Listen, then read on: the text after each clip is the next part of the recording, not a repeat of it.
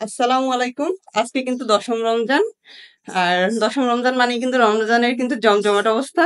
আর আমরা সবসময় বাসায় ইফতার করতে পছন্দ করি। বাসায় সব আইটেমগুলো তৈরি করতে পছন্দ করি।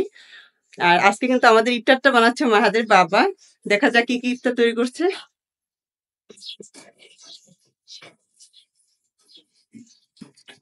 এখানে এটা হচ্ছে বেগুনি বানানো হবে।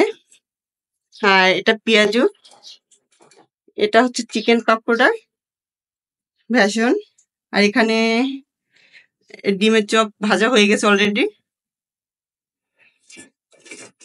অনেক স্পাইসি হবে, এটা অনেক কুরকুরে হবে দেখেই মনে হচ্ছে। এখন কোনটা দেবা? এখন পাকোড়া, চিকেন পাকোড়া। হুম, এটা একটা নতুন আইটেম।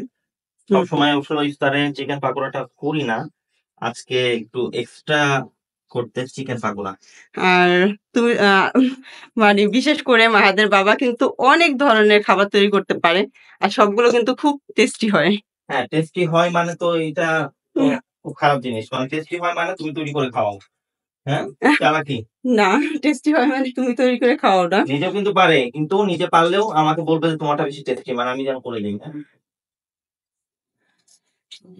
এমনিতে এটা কিন্তু সত্যি কথা। মানে আমার বাসার যত খাবার আইটেম তৈরি করা হয়, সব থেকে আমি নিজের থেকে বেশি আপনার ভাইয়ের হাতের খাবারটা বেশি পছন্দ করি। মাহাদের বাবা মানে সব ধরনের আইটেম ভালো বানায়, আমি সর্বদাই বলি এটা। আর অন্তত কোনোদিন বলতে পারবা না যে আমি বাসায় না থাকলে বা আমি বাবার বাড়িতে গেলে না খেয়ে থাকতে হবে, হ্যাঁ ত্যান এটা ওইটা। এই কথা আর শুনতে হবে না কখনো। হ্যাঁ, প্রত্যেকটা পুরুষ মানুষের উচিত রান্না শেখা, যেন বউয়ের খোঁটা না শুনতে পারে। না আমরা আর ওটাও না, শুধু মেয়ে মানুষ রান্না করবে এটা তো আসলে শখ। আমার কিন্তু আর রান্না করতে সবচেয়ে বড় কথা খারাপ লাগে। রমজানে সবার উচিত কিন্তু তার ওয়াইফকে হেল্প করা, আবার ওয়াইফকে একটু বিরতি দিয়ে নিজেকে কিন্তু এইভাবে কাজ করানো। তাতে কিন্তু মানে দুজনের মধ্যে মহব্বতটাও বাড়ে, আবার একটা অন্যরকম একটা ফিলিংস পাওয়া যায়। মানে রোজার একটা আনন্দ, অন্যরকম একটা আনন্দ উপভোগ করা যায়।